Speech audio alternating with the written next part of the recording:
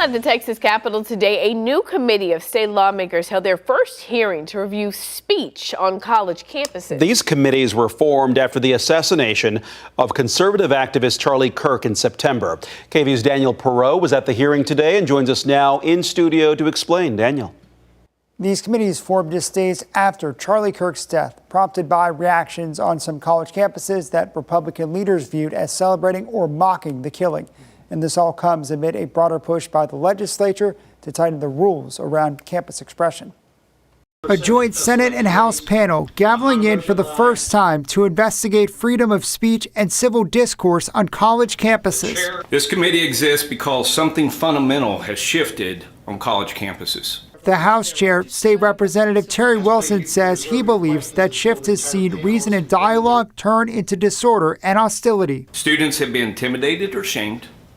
Administrators and educators had an impasse on handling situations in a fair and balanced way. Some Texas students and staff have faced expulsion, firing, and backlash over comments they made after conservative activist Charlie Kirk's death. Legal experts say while offensive, those are protected by the First Amendment. But State Senator Paul Benecourt says it's a fine line. Political assassination cannot be condoned in this country, period. The committees face the task of defining the boundaries between protected speech and harmful rhetoric. You can't get out there and just straight up preach hate or violence or overthrowing our government.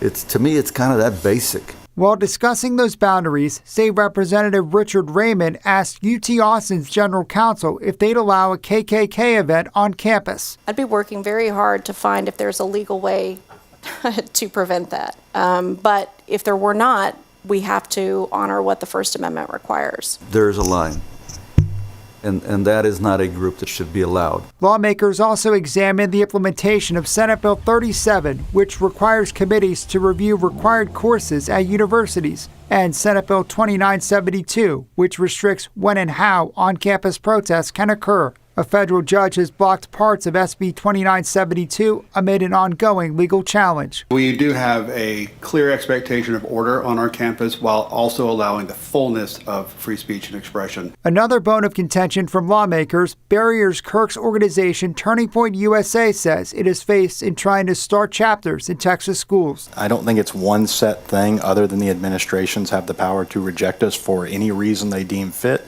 And that intimidates students. State lawmakers on the panel vowing to investigate why the clubs are not allowed as they try and thread a needle between free speech, ensuring safe environments, and respectful debate.